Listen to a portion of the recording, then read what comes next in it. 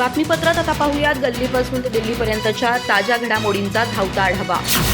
माझे देवेंद्र फडणवीस यांच्याबद्दल वाईट मत नाही, पण माझ्या समाजाचं वाटोळे होणार असेल तर मी तुम्हाला कुणालाच मोजणार नाही। मला मित्र नको, मंत्र्यांशी संबंध नको, मला केवळ माझ्या समाजाची लेकरं मोठी करायची आहेत। मी फडणवीस यांना दोष देत नाही। माझं म्हणणं केवळ इतकं आहे की हैदराबादचा GR काढला पण प्रमाणपत्र रोखलं का नाही, ते आता बंद कसं झालं? तुम्हाला मुख्यमंत्री मराठ्यांनीच केलं आहे हे लक्षात ठेवा, असं मराठा आंदोलनकर्ते मनोज जरांगे पाटील यांनी म्हटलंय। 30 तारखेपासून आंदोलन करणार असल्याची घोषणा मनोज जरांगे पाटील यांनी केली आहे। 30 मे पूर्वी सर्वांना प्रमाणपत्र द्यावं, नाही तर 30 तारखेपासून आमरण उपोषण करणार असं त्यांनी म्हटलंय। मराठा आरक्षणासाठी सरकारनं सातारा संस्थांच्या गॅझेटचा GR काढू असं सरकारनं सांगितलं होतं, पण तसं काही केलं नाही। आंदोलन केल्याशिवाय सरकार काही ऐकत नाही। हैदराबाद गॅझेटनुसार 308 का असेना नोंदी निघाल्यानं अधिकारी सांगतात सरकारनं आदेश दिले नाही, मग काय आमच्या पोरांचे वाटोळे झाल्यावर सरकार आदेश देणार का, असा सवाल मराठा आंदोलनकर्ते मनोज जरांगे पाटील यांनी केलाय। मनोज जरांगे म्हणाले की देवेंद्र फडणवीस यांना वाटत असेल की तेच हुशार आहेत, पण शेतकरी सुद्धा फार हुशार आहेत। तुम्ही आमचं प्रमाणपत्र रोखलंय, प्रमाणपत्र सरकारनं रोखले आहे। फडणवीस यांनी एक भाषण केलं होतं की मंत्र्यांना किंमत नाही, मुख्यमंत्री सर्व काही असतो, मग आमचं प्रमाणपत्र सुद्धा तुम्हीच रोखलंय। सरकारनं हैदराबाद गॅझेटचा GR लागू झालाय, कुणबी प्रमाणपत्र देणं अचानक का बंद झालं? तुम्ही प्रमाणपत्र द्या आणि समाजाचं मन जिंका, आम्हाला सत्ता नको। फडणवीस तुम्ही नाही, तुमच्या 50 पिढ्या जरी आल्या तरी मी मराठ्यांना धक्का सुद्धा लागू देणार नाही। पुण्यातील मुंढवा परिसरातील कोट्यवधी रुपयांच्या शासकीय जमीन गैरव्यवहार प्रकरणात तपास यंत्रणेनं मोठी कारवाई केली आहे। या प्रकरणात दाखल करण्यात आलेल्या पुरवणी आरोपपत्रात दिग्विजय पाटील यांचं नाव आरोपी क्रमांक 2 म्हणून समाविष्ट करण्यात आलंय। सुमारे 3 महिन्यांपूर्वी दाखल झालेल्या पहिल्या आरोपपत्रात केवळ शीतल तेजवानी यांचंच नाव होतं। मात्र आता दिग्विजय पाटील यांच्यावर दोषारोप निश्चित झाल्यामुळे या प्रकरणाला मोठं राजकीय आणि सामाजिक वळण मिळाले। दिग्विजय पाटील हे अमेडिया कंपनीचे भागधारक आहेत। या जमीन व्यवहाराशी संबंधित महत्त्वाच्या दस्तऐवजांवर कंपनीच्या वतीने दिग्विजय पाटील यांची स्वाक्षरी आढळल्याचं पोलीस तपासात निष्पन्न झालंय। याच पुराव्याच्या आधारे पोलिसांनी त्यांच्यावर शासकीय जमीन परस्पर खरेदी करणं आणि व्यवहारात गंभीर अनियमितता केल्याचे आरोप ठेवलेत।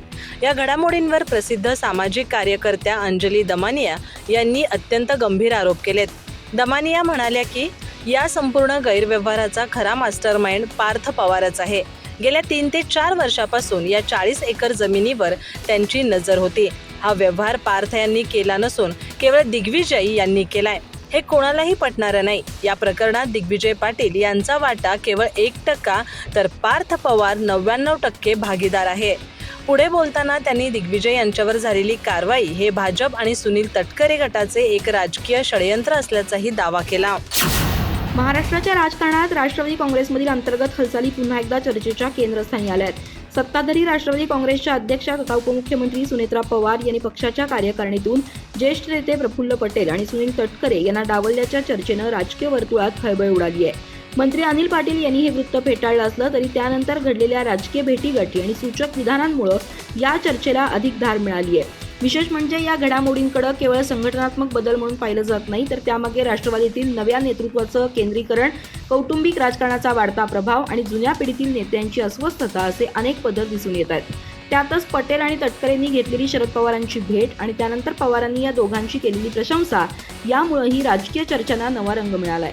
विश्लेषकांच्या मते सध्याच्या घटनांकडे केवळ पक्षांतर्गत बदल म्हणून पाहणं पुरेसं ठरणार नाही, कारण अजित पवारांच्या निधनानंतर पक्षात निर्माण झालेली नेतृत्वाची पोकळी भरून काढण्याचं मोठं आव्हान सुनेत्रा पवारांसमोर उभं राहिलंय।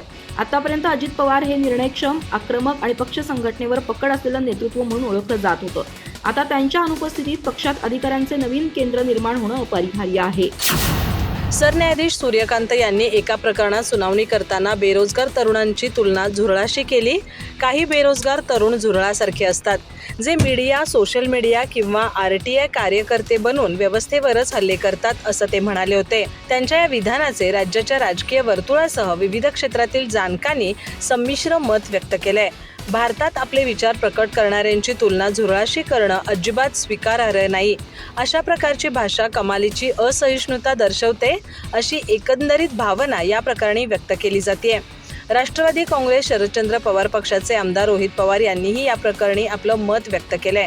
ते म्हणाले, आपल्या न्यायव्यवस्थेचा अत्यंत आदर आणि सन्मान राखून असं म्हणावंसं वाटतं की भारतातील युवक, RTI कार्यकर्ते, माध्यम प्रतिनिधी आणि वेगवेगळी मतं व्यक्त करणाऱ्यांची तुलना परजीवी किंवा झुरळांशी करणं अजिबात स्वीकारार्ह नाही.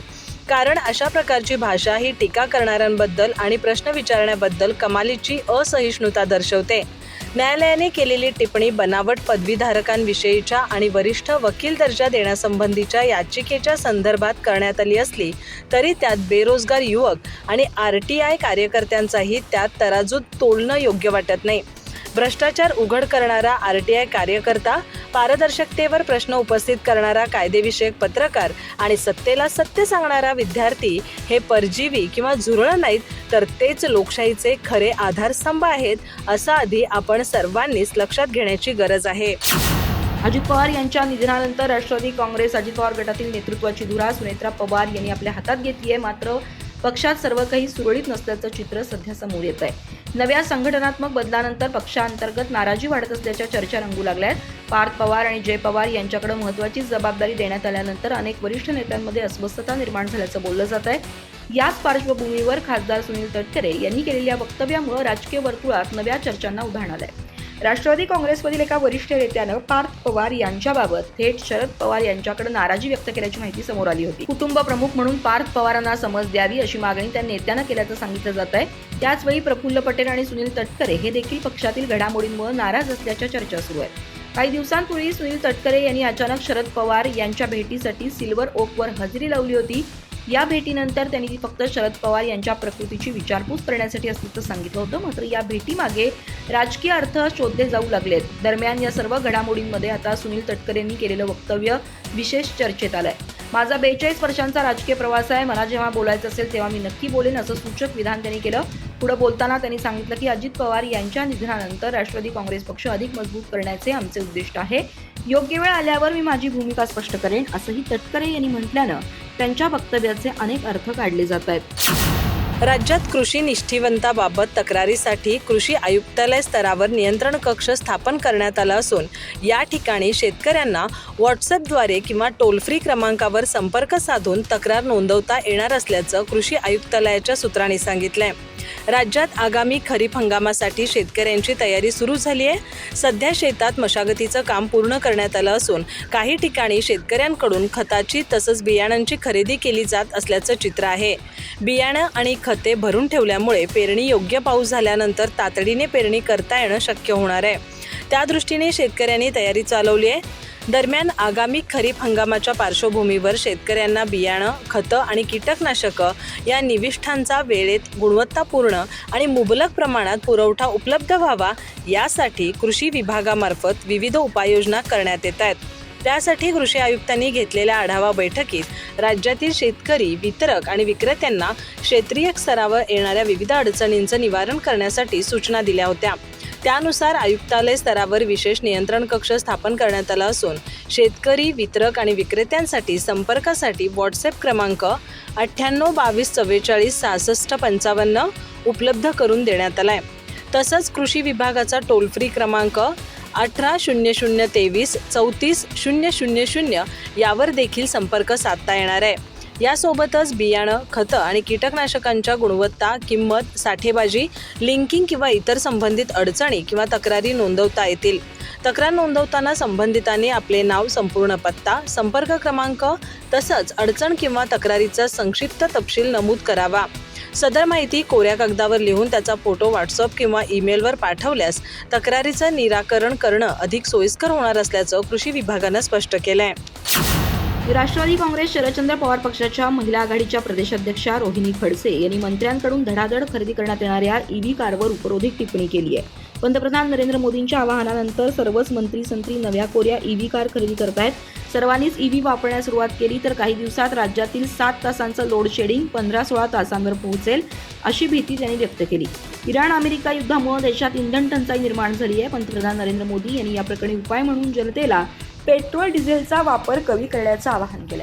त्यांच्या या आवाहनाला सकारात्मक प्रतिसाद देत राज्यातील अनेक मंत्र्यांनी विजेवर चालणाऱ्या कारची खरेदी सुरू केली आहे. तसंच ते जनतेलाही EV कार खरेदी करण्याचं आवाहन करतायत. या पार्श्वभूमीवर रोहिणी खडसे यांनी सर्वांनीच ईव्ही वाहनं चालवणं सुरू केली तर राज्यावर भारनियमनाचं संकट ओढावेल अशी भीती व्यक्त केली आहे. रोहिणी खडसे म्हणाल्या, जेव्हापासून पंतप्रधान नरेंद्र मोदी यांनी पेट्रोल डिझेलचा वापर कमी करण्याचं आवाहन केलंय तेव्हापासून आपल्या राज्यातील मंत्री-संत्री नव्या कोऱ्या ईव्ही कार घेत सुटलेत.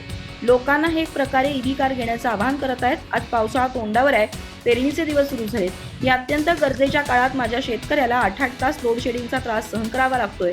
त्याला वेळेत वीज मिळत नाहीये, याचा विचार सत्ताधारी करणार आहेत का? या मंत्र्या-संत्र्यांना काय आहे, यांना तर कुठेही वीज उपलब्ध होईल. हे बेसुमार वीज वापरतील, पण हा खड्डा माझ्या शेतकऱ्यांना सोसावा लागेल ना. सगळ्यांनी जर ईव्ही कार वापरायला सुरुवात केली तर काही दिवसांनी राज्यात विजेचाही तुटवडा जाणवेल आणि आता 8 तास असणारं लोड शेडिंग उद्या 15-16 तासांवर पोहोचेल. जरा भान ठेवून वागा, माझ्या शेतकऱ्यांचा जरा विचार करा. सगळ्याच गोष्टी काय PR आणि मार्केटिंगसाठी कसे करता असं त्यांनी म्हटलं आहे. मराठा आरक्षणाच्या मुद्द्यावरून राज्यात पुन्हा एकदा राजकीय वातावरण तापू लागलंय. मराठा आंदोलनकर्ते मनोज जरांगे पाटील यांनी मुख्यमंत्री देवेंद्र फडणवीस यांच्यावर थेट निशाणा साधला असतानाच दुसरीकडे महायुतीचे नेते आणि मंत्री गणेश नाईक यांनी फडणवीसांची जोरदार पाठराखण केली आहे. देवेंद्र फडणवीस हे सर्वसमावेशक भूमिकेचे असतानाही केवळ ते ब्राह्मण असल्यामुळेच त्यांची राजकीय कोंडी करण्याचा प्रयत्न केला जात असल्याचा गंभीर आरोप गणेश नाईक यांनी केला आहे. मंत्री गणेश नाईक यांनी सध्याच्या राजकीय परिस्थितीवर भाष्य करताना देवेंद्र फडणवीस यांची बाजू घेतली. देवेंद्र फडणवीस हे समाजाच्या प्रत्येक घटकाला न्याय मिळावा याच भूमिकेचे आहेत, मात्र ते ब्राह्मण आहेत म्हणून त्यांची कोंडी करण्याचा प्रयत्न जाणीवपूर्वक केला गेला. ज्याला राजकारण समजतं त्याला हा सर्व प्रकार सहज लक्षात येईल अशा शब्दात नाईकांनी विरोधकांना सुनावलं आहे. याचवेळी आजच्या बदलत्या राजकारणावर बोलताना त्यांनी सध्याच्या राजकारणात अर्थकारणाशिवाय काही चालत नाही. तुम्ही केवळ स्वच्छ विचारसरणीचे आहात म्हणून लोक तुम्हाला निवडून देतील याची आज शाश्वती राहिलेली नाही अशी खंतही व्यक्त केली. दुसरीकडे मनोज जरांगे पाटील यांनी देवेंद्र फडणवीस यांच्यावर सडकून टीका केली आहे. आम्ही जेव्हा मुंबईला गेलो तेव्हा हैदराबादचा GR काढून त्याची अंमलबजावणी केली गेली. त्यावेळी आम्ही सरकारचं कौतुकही केलं, काही प्रमाणपत्र वाटली, पण त्यानंतर पुढं काय असा सवाल जरांगे यांनी केला. सातारा संस्थांचा GR एका महिन्यात काढू म्हणेन 8 महिने उलटून गेले तरी तो निघालेला नाही. राज्यातील आंदोलकांवरील गुन्हे मागे घेण्याचे आश्वासन अद्याप हवेतच आहे. ज्यांचे कुणबी रेकॉर्ड सापडले त्यांना व्हॅलिडिटी दिली जात नाही आणि शिंदे समिती आता रेकॉर्ड शोधत नाही असा पाढाच त्यांनी वाचला. अधिक माहिती आणि ताज्या घडामोडींसाठी आजच आमचे चॅनल सबस्क्राईब करा.